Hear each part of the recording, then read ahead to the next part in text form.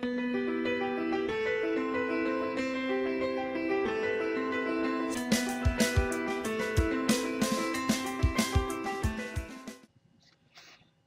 à tous et bienvenue donc sur cette nouvelle série de tutoriels sur Cinema 4D. Donc pour ce premier épisode, on va apprendre les bases. Oula, qu'est-ce que c'est que ça? Les bases sur l'interface et les outils principaux. Tout d'abord, on va lancer le logiciel. Voilà. Alors je vais vous présenter l'interface. D'avance, je vous dis, Cinema 4D est un logiciel simple d'utilisation. Tout en haut, il y a la barre habituelle qu'il y a partout, hein, fichiers pour enregistrer, ouvrir des fichiers, enfin tout ça. Édition, alors ça c'est pour copier, coller, enfin des trucs comme ça. Objet, alors objet c'est pour insérer sur le plan de travail qui se trouve ici. Pour insérer des objets, par exemple des cubes ou des sphères, des trucs comme ça.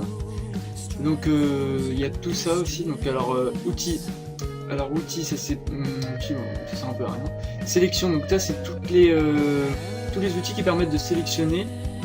Il y en a plusieurs. Donc là ils sont grisés parce qu'il n'y a pas d'objet sélectionné. Structure, donc tout ça. Alors dans structure c'est l'un des plus utilisés. C'est là-dedans où il y a tous les outils. Qu'on utilise par exemple pour couper, pour rajouter des arêtes, pour extruder, pour tout quoi. Fonction, alors fonction aussi c'est pas mal parce qu'on a besoin surtout de ces paramètres là. Donc je vais expliquer plus en détail plus tard. Animation, donc ça c'est pour on verra ça aussi plus tard. Simulation, alors donc là-dedans ça permet de créer des tags sur les objets pour leur appliquer en physique pour qu'ils aient une gravité ou des trucs comme ça. Pour ajouter des cheveux et tout ce qui va avec. Le rendu. Donc le rendu en fait c'est la version finale de votre travail, que ce soit une animation ou une image, ça va être l'image finale quoi, ça va être le top du top. Alors MoGraph. Donc il y a les effecteurs qui permettent d'appliquer des effets. Donc ici elle a aussi des effets pour cloner, on verra ça aussi. Personnage commande, alors ça, personnellement je sais pas ce que c'est tout ça. Donc il y a les articulations, donc ça c'est pour animer des personnages. Module externe, donc ça c'est si vous voulez avoir des plugins. Et puis les trois derniers, fenêtre on peut l'utiliser pour tout ce qui est des paramètres de la fenêtre. Donc voilà. Et aide, on n'a pas besoin, je suis là pour ça. Donc ensuite il y a la barre d'outils ici. Donc bon aussi c'est CTRL Z et pour retourner en arrière et retourner en avant. Donc ça, alors quand on clique, donc là c'est l'outil de sélection qui est sélectionné. Et donc si on reste cliqué dessus, ça ouvre une petite fenêtre. Donc il y a la sélection par défaut, la sélection en rectangle, en polygone ou en cercle. Ça c'est pour bouger, pour changer, bouger.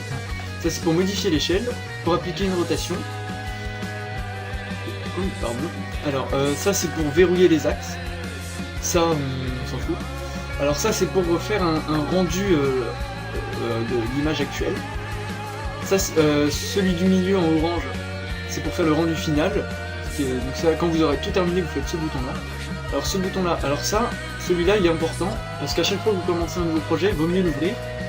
Donc en fait il contient tous les réglages du rendu, la taille de l'écran, les effets, tout ce que vous voulez. Donc on va commencer par ça, on va montrer comment on le règle. On va pas montrer comment on règle, on verra ça plus tard. Et donc voilà, si tout ça là c'est pour insérer des objets. Donc si on clique, quand il y a une petite flèche, c'est-à-dire qu'on peut ouvrir dans une fenêtre. Donc si on clique dessus, hop, ça nous donne un cube. Voilà. Donc si on reste cliqué dessus, on va le supprimer. Donc ici à droite c'est là où sont affichés tous les objets qu'il y a qui sont dans la fenêtre. Donc on va rester appuyé, ça ouvre une fenêtre. Donc il y a plusieurs objets primitifs, on appelle ça objets primitifs parce c'est les objets de base en fait, c'est à partir de ça qu'on modélise d'autres objets.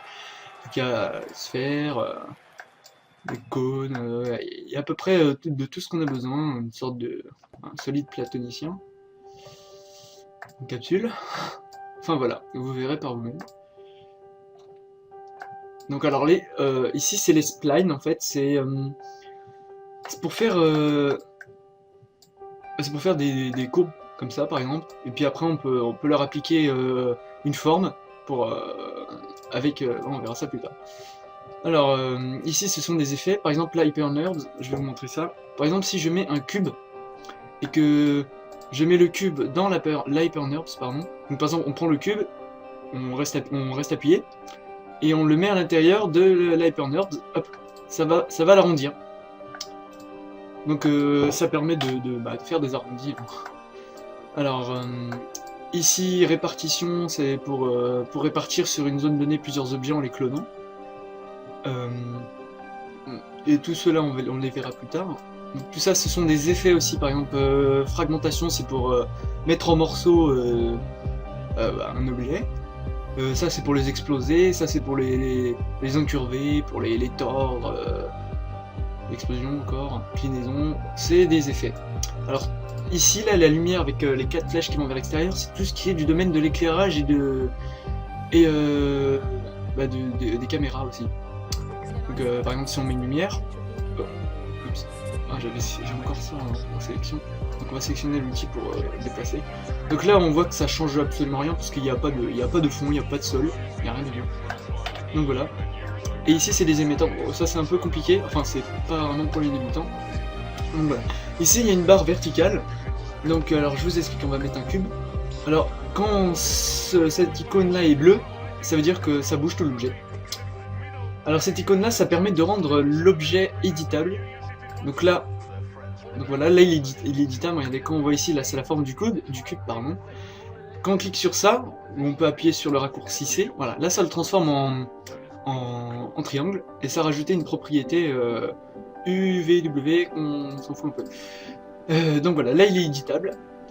Donc j'ai oublié de vous montrer que, donc ici dans cette fenêtre là, il y a tous les objets qu'on mettra, par exemple si je clique sur plein de cubes, il y aura tous les cubes. Voilà. Et en dessous, donc ici c'est là où il y a tous les paramètres de l'objet sélectionné. Par exemple si je clique sur le cube, il y a 4 onglets. Donc l'onglet base, on peut changer le nom, par exemple on va mettre caca. Voilà, ça change le caca. On peut aussi double-cliquer aussi, ici, pardon. Calque, alors je sais pas trop ça sert à quoi. Visibilité, par exemple si on fait désactiver, et ben il est pas visible. Donc voilà, enfin on va pas toucher, hein, ça sert à rien. Coordonnées, donc coordonnées, ça peut être... Donc c'est précis, c'est très précis, au lieu de bouger comme ça un peu à l'aveuglette, ça peut être très précis, par exemple on peut mettre 125,50, c'est très précis. Pareil, non. Alors l'axe des l'axe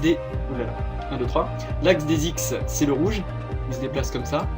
Z c'est le bleu, dans l'autre côté, et Y c'est la hauteur. Ensuite l'échelle. Ici, l'échelle, donc c'est la même chose, hein, ça augmente. Donc c'est une façon d'augmenter, mais c'est pas la façon propre d'augmenter. La vraie façon d'augmenter, il y a les rotations aussi. Mais la vraie façon d'augmenter, c'est dans l'onglet objet, et là ça change la taille propre. Donc on peut rajouter des segments sur les axes, enfin par rapport aux axes. On peut mettre un biseau, c'est-à-dire une sorte d'arrondi sur le côté, on peut réduire, augmenter... Ah oui, j'ai oublié de vous montrer ça. Ici, il y a 4 icônes. Donc ça, c'est pour se déplacer comme ça. Ça, c'est pour zoomer. On peut zoomer aussi avec la molette. Ça, c'est pour pivoter. Donc en fait, je vous explique. Quand on pivote, ça pivote autour du centre de l'objet qu'on a sélectionné. Par exemple, là, comme c'est le caca qui est sélectionné, on voit que le centre, c'est ce petit carré qui est au centre du rectangle, enfin du pavé. Donc si je désélectionne, ça va pivoter, mais plus autour du carré, mais autour de l'axe du centre du monde, enfin du truc, du logiciel quoi. Vous voyez là ce point là, on tourne autour de ça. Donc si on change les paramètres qui se trouvent dans l'édition, paramètres général ou... Ouais, paramètres général, dedans il y a plein de... On va dans vue, je crois, dans interface, données de saisie. Voilà, rotation de caméra, objet, au lieu de mettre objet, on met centre, ou caméra. Ça permet de bouger autour de là où on est, au lieu de viser ici ou l'objet. Alors, et lissage. Alors, lissage, c'est une propriété, une sorte de tag qui est appliqué à l'objet, qui est directement à tous les objets appliqués d'office, qui permet que, par exemple, si on enlève, si on met 0%, ça sera pas lisse du tout, vous voyez. Chaque face sera beaucoup plus saillant, on va dire. Alors que si on met par défaut 80, c'est... On va voir ce que ça fait 150, mais ça change rien. En fait, 80 c'est de base et ça permet d'arrondir tout ça. Si on l'enlève, hop, voilà, ça fait tout moche. Enfin, ça peut faire, hein. Si vous voulez que ce soit comme ça, vous laissez comme ça. Hein. Hein, dans ce logiciel, tout ce qu'on a en tête, on peut le faire si on sait comment s'y prendre. Hein. Donc, alors, on va retourner à ma barre verticale, pardon. Donc, ici, c'est pour bouger... Oh, pourquoi ça marche pas? Pourquoi tu marches pas? Il faut peut-être le rendre éditable. Ouais, voilà. Donc là, l'objet, il est éditable. Et on peut changer, justement, l'axe... enfin, le centre de l'objet, on peut le changer. Par exemple, si je le mets à l'extérieur, ça fait que... Si je reviens dans le sélection en mode modèle, si j'applique une rotation à l'objet, il va tourner comme ça. Comme une sorte de portail. Alors que si je le remets ici, ça va tourner par rapport à son centre. Donc ça peut être utile par exemple pour faire des portes, si vous voulez faire tourner des portes ou des trucs comme ça. Pardon, je crois que j'ai le OK. Alors, ensuite il y a trois... donc ça on s'en fout, on n'y touche pas, ça c'est pas utile.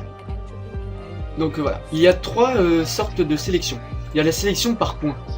Donc tous les petits carrés là qu'il y a à l'écran, ce sont les points, les sommets si vous voulez. Comme vous avez pris en mathématiques au collège, c'est les sommets. Donc on peut les déplacer, on peut faire ce qu'on veut avec. Hein, voilà. Ça c'est la modélisation, c'est un peu moche. Hein. Donc après il y a la sélection par arête, ça sélectionne les arêtes. Donc c'est magnifique. Et les faces. On sélectionne directement les faces. On peut même. Donc alors, quand c'est jaune, c'est-à-dire que c'est sélectionné, on peut même la supprimer, voilà, hop, ça fait un trou, on voit l'intérieur. Voilà. Ce qu'on peut faire d'autre, c'est tout. Donc là par exemple, si vous avez envie de bouger l'objet, ça va pas le bouger. Ne dites pas que c'est un bug, hein, le logiciel ne bug pas comme ça, hein, c'est un logiciel performant. C'est parce que vous êtes resté en mode sélection de face. Donc il faut retourner en mode modèle. Et là, voilà, là il devient plus bleu, il devient blanc. Et là vous pouvez le bouger. Non, parce que j'ai déjà vu des gens dans des tutos, ils disaient ça bug, alors qu'en fait ils étaient pas en mode modèle. Donc voilà. Donc maintenant on va retourner en mode de sélection de face, parce que c'est le principal. On va dans structure, et là donc voilà, et là vous voyez c'est plus grisé, enfin il y a certains qui sont grisés, mais d'autres ne le sont pas. Donc par exemple on va sélectionner cette face, voilà, et on va utiliser l'outil le plus fréquent du logiciel, c'est l'extrusion. Donc là on voit que là on est dans l'outil extrusion, et on voit tous les paramètres qu'il propose. Donc magnétisme on s'en fout, outil, il n'y a rien à changer, donc c'est dans options. Donc décalage, par exemple décalage on va mettre à 35 cm. Donc le reste on s'en fout. Et là on appuie sur entrée et hop. Vous voyez ça a sorti la face, ça l'a extrudé, ça s'appelle comme ça, c'est-à-dire étiré en gros, ça l'a étiré. Elle était comme ça, et là ça l'a étiré. Donc après vous pouvez en faire ce que vous voulez, des trucs comme ça. Par exemple, il y a le biseau qui permet de refermer mais vers l'intérieur. Il y a l'extrusion interne qui se trouve ici, qui permet d'étirer vers l'intérieur mais sans extruder vers l'extérieur. Je sais pas si vous comprenez mon vocabulaire. Vous testerez, vous verrez. L'extrusion matricielle qui permet d'extruder par étapes, comme ça, décroissante, selon la rotation. Par exemple, là c'est écrit 50 cm, si je mets 0, faire un truc tout moche. Ok. Vous testerez par vous-même. Et là, extrusion uniforme, alors je sais plus sûr de ce que c'est. Je crois que c'est quand on sélectionne un endroit, quand on sélectionne plusieurs, par exemple ici, on va faire uniforme. Hop. Voilà. Ça les a collés ensemble. Alors que si je faisais extrusion normale, ça les aurait, on va mettre 10, ça les aurait, ah non, je dis des conneries, donc je ne sais pas ce que c'est. Je dis des conneries. Donc voilà, ça c'était les outils principaux, donc il y en a d'autres. Hein. Couteau aussi, lui, il est très utile. Ça permet de couper. J'ai dit de... On va décocher limité à la sélection. Décocher limité à la sélection, ça veut dire que si vous laissez cocher, vous pouvez couper que sur la face sélectionnée, vous voyez. Si vous décochez limité à la sélection, vous pouvez couper partout où vous voulez, voilà, ça va faire des traits partout. Limité aux polygones visibles. Donc ça veut dire que ça va couper que aux polygones qui sont visibles à l'écran. Si vous décochez ça, par exemple je vais couper un gros trait comme ça, et bien il va être coupé ça va couper aussi de l'autre côté. Alors que les autres que j'ai coupés, tout ceux-là, là, et bah comme j'avais pas décoché limité au polygone visible, et bah ça les a pas mis derrière. Donc voilà. Donc je vous ai expliqué ces 3 icônes là, je vous ai pas expliqué celui-là. Donc quand on clique dessus, ça met 4 fenêtres. Une fenêtre en perspective, celle où on était juste avant. Une fenêtre et les 3 autres sont des fenêtres en 2D. Donc par exemple l'outil caca, on va lui remettre toutes ses rotations à 0 degrés. Comme ça il va être bien droit. Donc là on voit qu'on est au-dessus de l'objet. Par exemple si je sélectionne ces faces là, ça va sélectionner celle du dessus. Voilà. Si par exemple je décoche limité aux éléments visibles de l'outil de sélection, que je sélectionne par exemple ces 4 là, ça va sélectionner celle d'en dessous aussi. Voilà, ça peut être pratique si vous avez un truc symétrique et que vous avez besoin de sélectionner pareil de l'autre côté. Donc ça c'est la vue de haut, la vue avant, ici, la vue de droite, c'est-à-dire ici, voilà. Donc on peut changer, ici il y a édition, donc ça on s'en fout, caméra, voilà c'est ici, là on peut mettre de face, on peut mettre vue militaire, c'est très moche, oiseau, c'est très moche aussi, on va remettre perspective, donc vous pouvez changer partout vos vues, donc voilà. Affichage, donc ça c'est les différents types d'affichage, on peut mettre ombrage rapide, ombrage constant, donc ça fait moins laguer. Le mieux c'est de mettre ombrage de gouraud ligne, je trouve que c'est mieux, ça permet de montrer toutes les arêtes et tout. De mettre ombre aussi, comme ça par exemple si je mets un sol, donc on va mettre plan, voilà le plan on va l'étirer, par exemple on va mettre plutôt comme ça, voilà ça fait un petit sol vite fait, et qu'on met une lampe, enfin une lumière, voilà. Si on active dans l'affichage, on active les ombres, ah oui j'ai oublié de vous dire, donc par défaut les lumières n'émettent pas d'ombre. Pour ce faire, il faut aller dans généralité et cocher ombre, masque d'ombre, ombre diffuse. Ou sinon vous allez dans l'onglet ombre et vous faites ombre diffuse. Donc voilà, là vous avez vu, c'est afficher les ombres sur l'écran. Si vous désactivez ombre, bah, ça va désactiver les ombres. Enfin juste pour l'image, sinon ça va les mettre quand même. Donc par exemple là on va tester, on va faire un rendu à l'image. Juste pour voir l'image actuelle. Donc voilà, hop ça charge.